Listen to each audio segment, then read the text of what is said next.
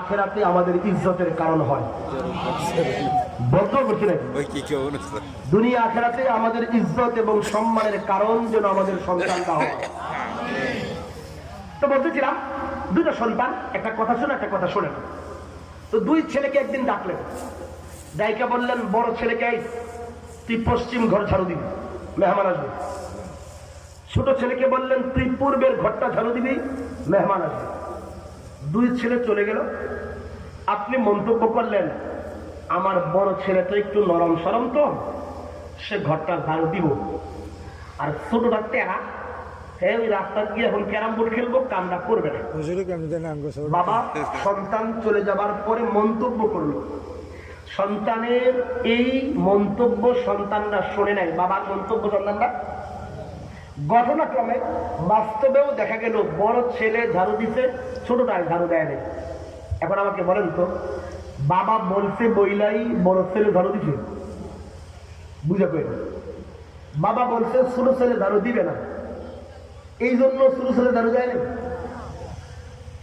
আমি মানে কিছু বুঝে দিই পারলাম, এই বাবার কথার কারণে এরা ঝাড়ু দিতে আর দেয় না এমন? হ্যাঁ হ্যাঁ, তাহলে বাবাকে আগে করে ফেলাইলো কেন? কেন বাবা কেমনে কইল? আরে বাবা এদের বাপ, আরে এখন আব্বা তো জন্ম থেকে চিনে না, এদের ঘাড়ের রোগ কয়টা আছে। বাবা তো সন্তানের স্বভাব জানে, কোনটা তেরা কোনটা রোজা। আরে জানে না, জানে না।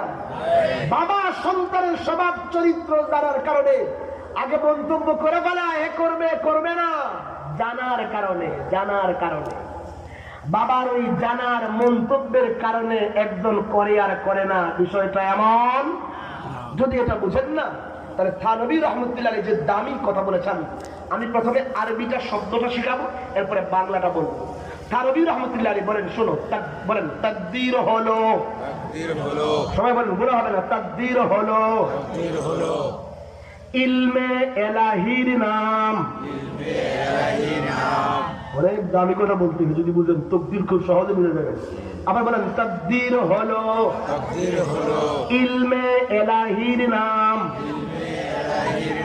আর পরে ব্যাখ্যা করবো, তো আগে বলেন না, ইলমে এলাহির নাম, আমরে এলাহি নয়। এবার বুঝে শোনো, তাকদীর কি জিনিস বুঝো? তাকদীর হলো আল্লাহর জানার নাম। বলেন তাকদীর কার নাম? আল্লাহর জানার নাম, মানে আল্লাহ জানে। আল্লাহ জানে, যেমন আব্বা জানে,